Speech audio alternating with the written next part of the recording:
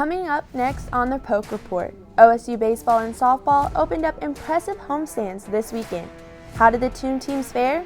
And Selection Sunday is right around the corner. We will be joined by some special guests to preview March Madness. That and more coming up on the Poke Report.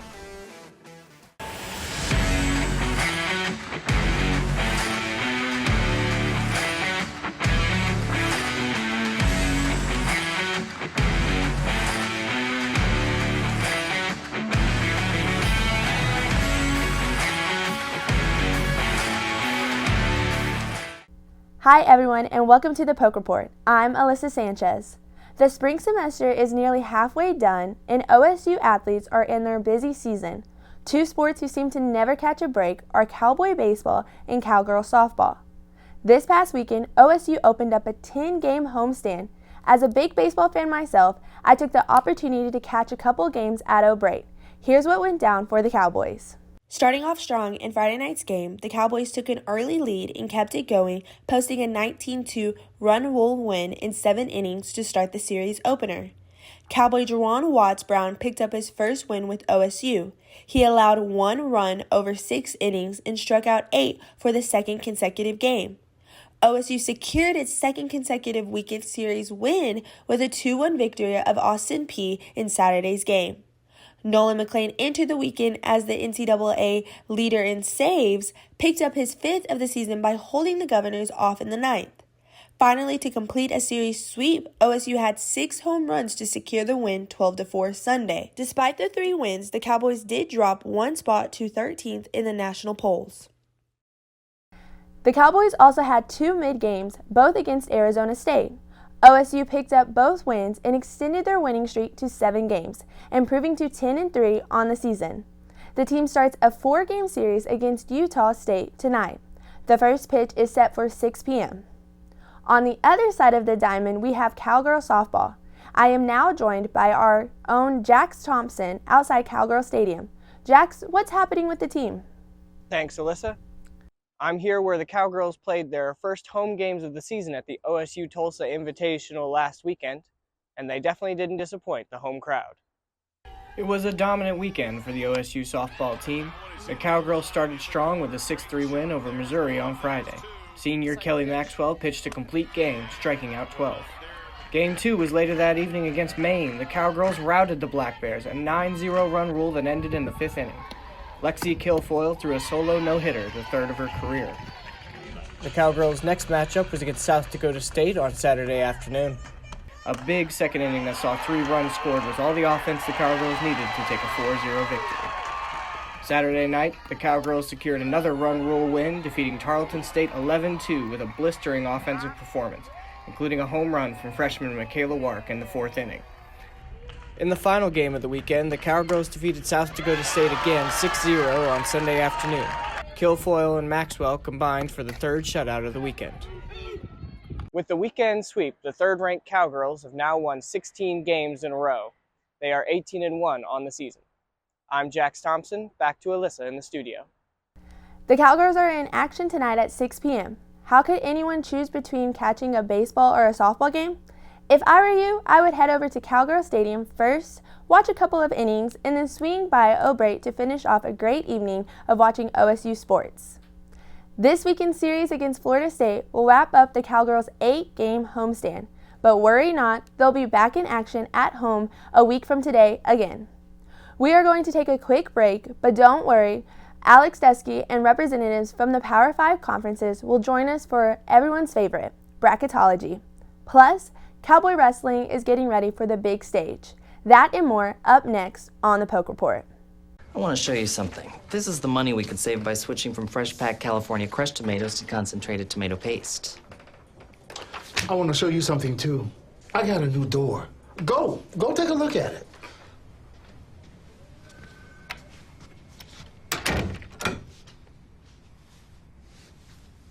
Nobody uses better ingredients than Little Caesars. Like fresh-packed California crushed tomatoes. Pick up a large, deep dish for just $8. Pizza. Introducing Lincoln Black Label at Diffie Ford Lincoln. Designed to impress those with impeccable taste, Lincoln Black Label features a collection of interior themes and a host of exclusive membership privileges inspired by attention to detail and a love of automobiles. With Lincoln Black Label, you'll enjoy an extended premium maintenance plan that covers wear items or even remote vehicle delivery. Lincoln Black Label isn't about luxury ownership, it's about membership. Lincoln Black Label, exclusively at Diffie Ford Lincoln.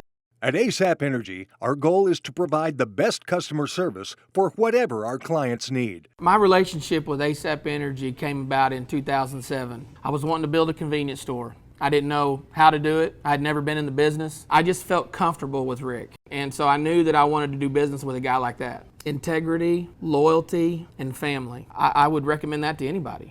Thanks for taking a chance on me. At ASAP Energy, everything matters. Where were you born? It's a question asked all the time. Because where you're from shapes who you are, inspires how you do things. And when that inspiration comes from a place this refreshing, this majestic, this... well, you get the idea. Coors Light, born in the Rockies.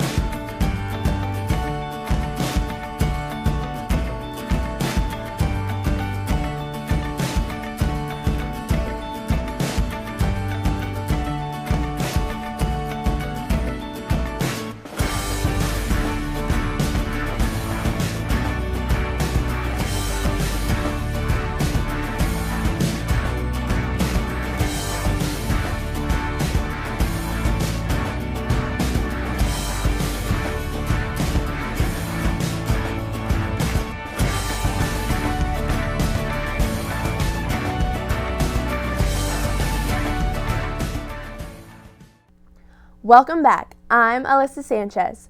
We are only 2 days away from Selection Sunday and less than a week away from March Madness. Tipping off, I'm going to throw it to Alex on the other side of the studio, now to dive deep into bracketology. Thank you, Alyssa. Hi, everyone. My name is Alex Dusky, and I will be your bracketology host for about the next 10 minutes. Like Alyssa said at the top of the show, we are joined by representatives from each of the Power 5 conferences. A couple may be familiar faces to some dedicated viewers. Let's start off with one of those familiar faces out of the ACC. Cameron, it's good to see you again. Cameron is there from Syracuse University, representing the ACC in an ACC venue, the JMA Wireless Dome. Although Syracuse won't be represented in the big dance, a couple teams that will be, Virginia most likely slotted in as the 4 seed. They've been ranked all year.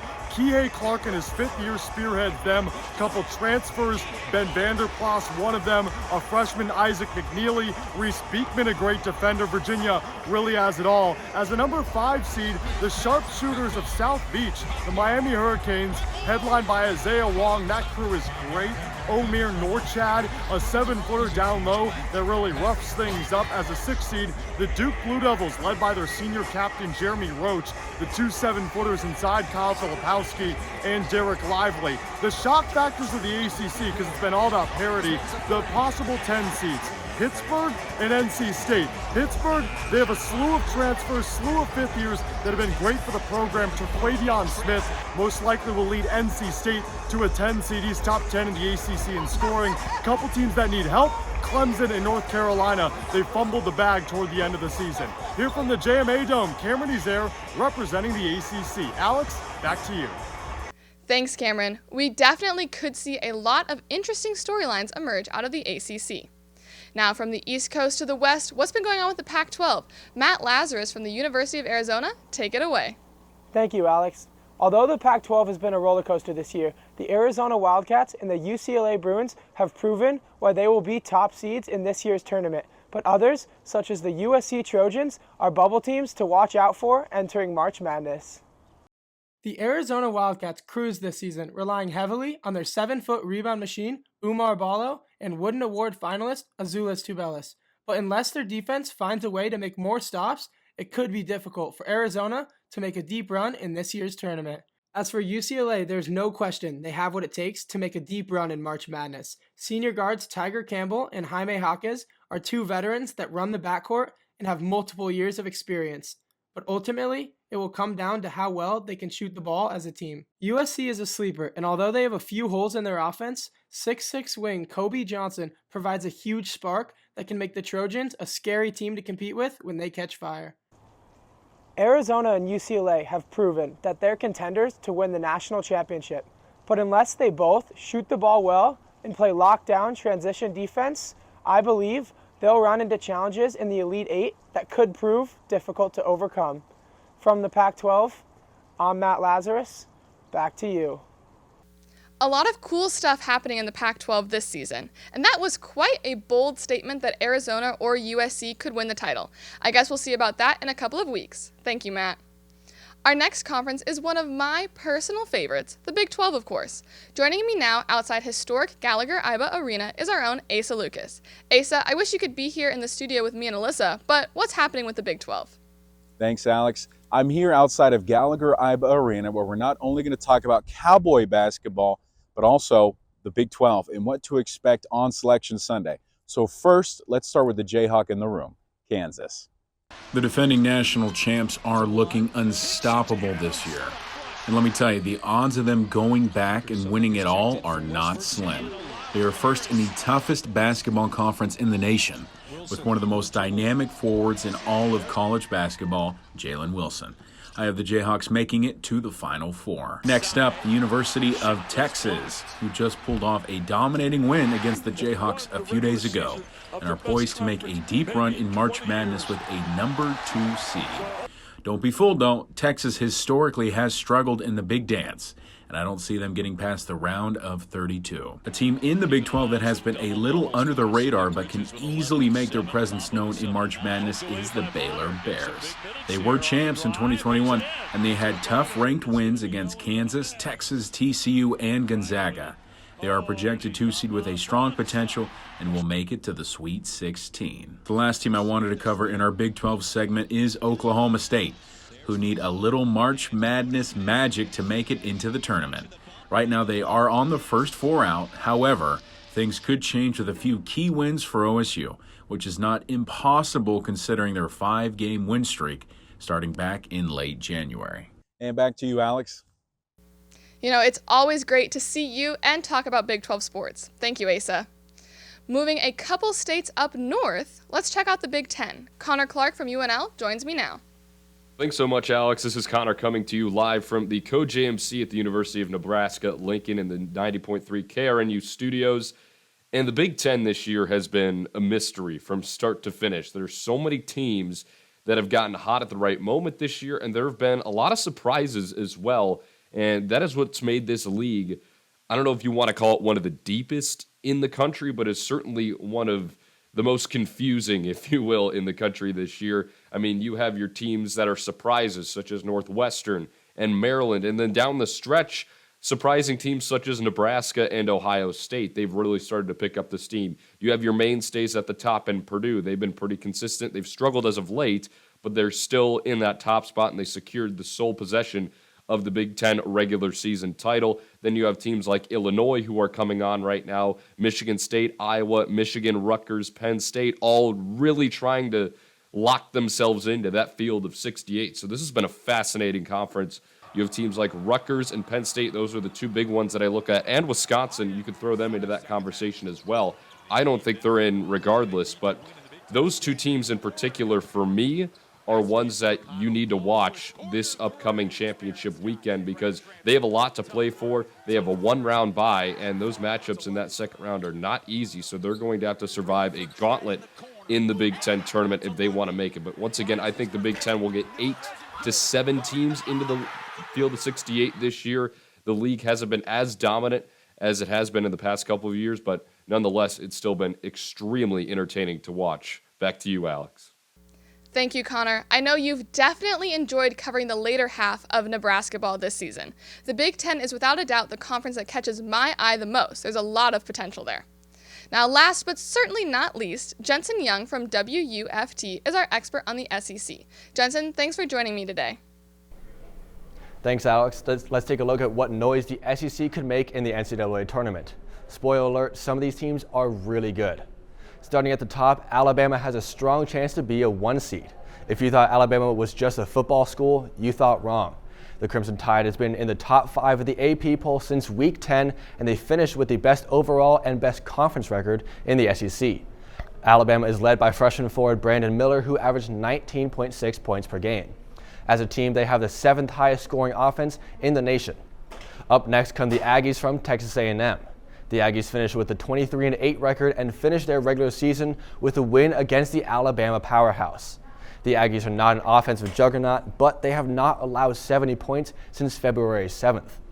Moving to Knoxville, Tennessee started the year very hot, but they have a losing record since their loss to Florida on February 1st.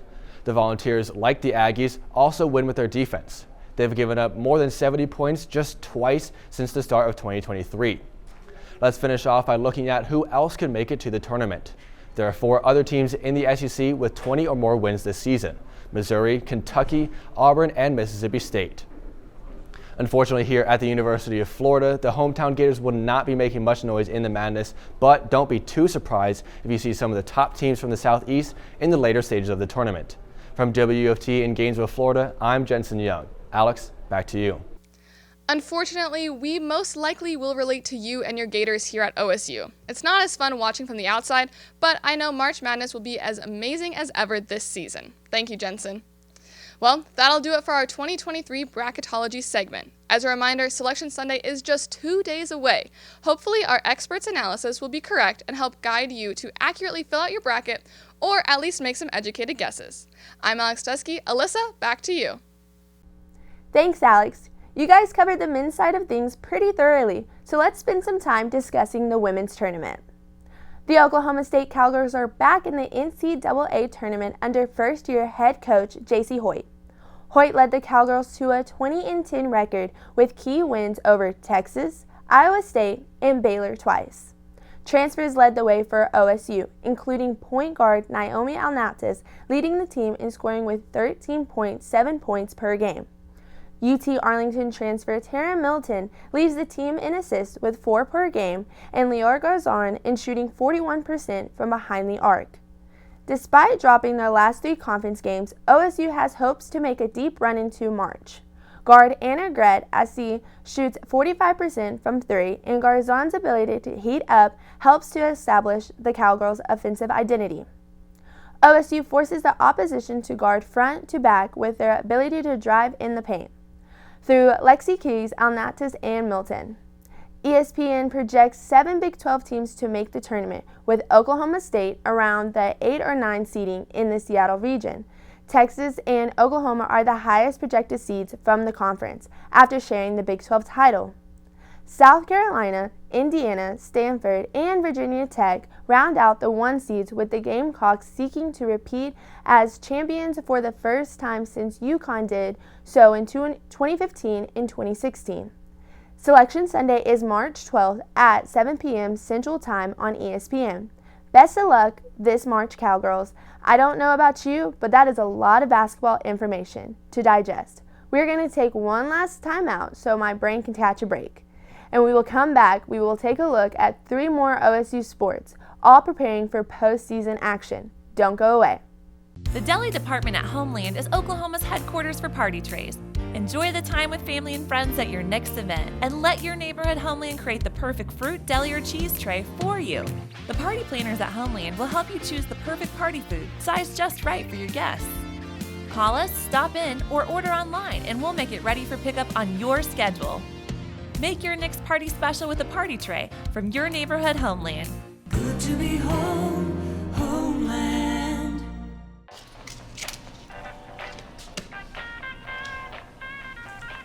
Love these things. Hilarious. I'm sorry, force of habit. As long as you are you, it's Miller time. Hi, it's Sam at Louis Grill & Bar, here to introduce our new menu items from south of the border. Come try our new poblano chicken tacos, or the ever-popular sriracha shrimp tacos. At Louie's, where you come for the food, but stay for the fun. It's hard to imagine my life before her, or a day without her. So much of what I take for granted simply wouldn't exist. She is the force that holds our life together. She is my everything, the center of my universe, from Forevermark. The diamond, the promise. Available at Lewis Jewelers. I'm Randy Heights with 1077 The Franchise, and let me tell you about the HCG diet from New Leaf Wellness and what it's meant to me.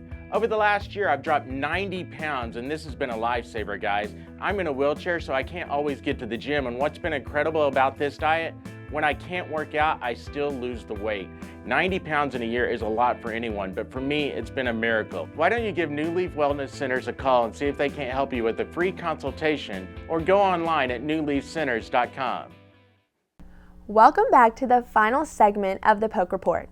After a historic indoor season, Cowboy and Cowgirl track and fields teams are ready for their NCAA Indoor Championships. Both OSU teams are in Albuquerque, New Mexico, competing currently. Action started this morning and will finish up tomorrow. For all live updates, be sure to follow Run for OK State on Twitter. Let's take a look at what made this indoor season so special for the teams. The Cowboys' distant medley relay broke the previous world record at the Arkansas qualifier in early February. Hafez Mahadi's time in the 800s meter split is the fastest time in program history. In the same event, the Cowgirls shattered the previous school record by over 5 seconds. Then, just 2 weeks ago at the Big 12 Championship, the Cowgirls claimed their first conference title in the program history. The Cowboys finished second place, giving them their highest finish since 2016. Looking ahead to the weekend, OSU qualified 7 individuals in both distant medley relay squads to compete at the indoor championship. Taylor Rowe is looking to be the first Cowgirl to win 2 indoor national championships, as well as becoming a back-to-back champ after the indoor championships conclude. The teams will have 2 weeks of the rest before starting the outdoor track and field season. But like I said earlier, keep checking Run for OK State on Twitter to see how the Cowboys and Cowgirls are doing in the indoor championships. Or just tune into ESPN Plus to watch everything live. Swinging on over to tennis, the Cowboys are staying warm, defeating SMU 4-3 Sunday afternoon. Isaac Beecroft is the first Cowboy to appear in the national singles rankings this spring, ranked 108 with a 7-1 record. Alex Garcia earned Big 12 Player of the Week, going 2-0 in singles and 1-1 in doubles last weekend. The Cowboys are 10-3 overall this season and a perfect 8-0 at home. OSU begins March ranked 30th in the top 75 rankings. Oklahoma State hosts UCF this Friday at 5 p.m. at the Greenwood Tennis Center. Cowgirls tennis split matches in California, defeating UC Santa Barbara Friday 5-2 and losing 1-4 to Pepperdine Sunday. The lone point against Pepperdine came from reigning Big 12 Player of the Week Ayumi Miyamoto, winning 7-5. Gonzalez and Miyamoto moved to 6-0 in doubles competition, winning both matches last weekend. OSU moves to 7-4 overall after a 5-game win streak at the end of February. The Cowgirls begin conference play on Friday against Baylor at 6 p.m. If you thought we couldn't possibly have any more sports to talk about, you would be mistaken. Cowboy wrestling finished up Big 12 tournament play last weekend and is now preparing for the national championship. I'm going to hand it off to Rowdy Barabo and Adam Engel, both of the O'Colly, who have been covering the Cowboys all season. Rowdy, take it away. Howdy everybody, my name is Rowdy Barabo and I'm joined here today by Editor-in-Chief at the O'Colly, Adam Engel, and both of us just got done covering the Big 12 Wrestling Tournament here in Tulsa. But before we get into that, there's no better way to get it kicked off. And hold this for me, my friend. Yes, sir. Oh, you're going to get strapped up.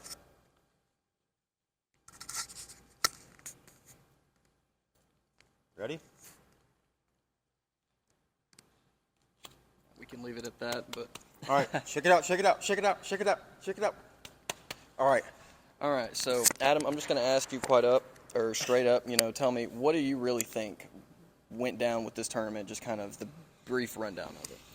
Well, I'll tell you what, I think Oklahoma State wrestled better than expectations, better than seeds, better than what people expected. Last year they got 4th. This year they finished runner-up. 2 champions, Dustin Plott, Dayton Fix, back-to-back champions. I mean, they were also champions last year. But, hey, Missouri runs the Big 12. I'll say it. Last year they did again this weekend. I mean, my goodness.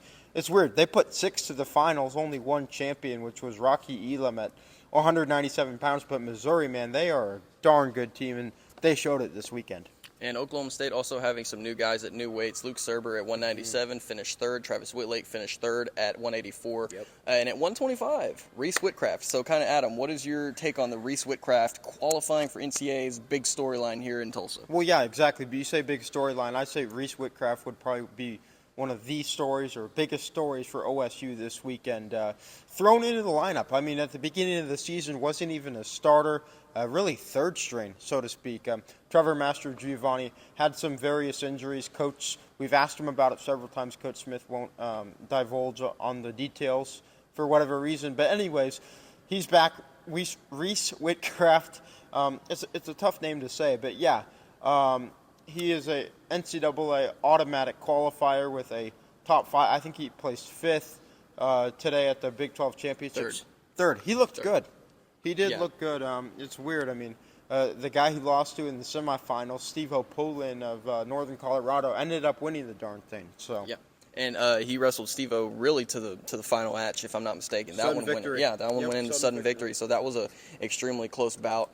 Just kind of all in all, you know, looking forward to the NCAAs, you know, obviously Reese Whitcraft, he's going to be a big name to follow. But kind of, Adam, go ahead and give me one of your projections for, I don't want to say projections, but give me a surprise guy, you know, maybe not Reese Whitcraft, obviously not Dayton Fix. People expect him to be in the finals or at least be an All-American.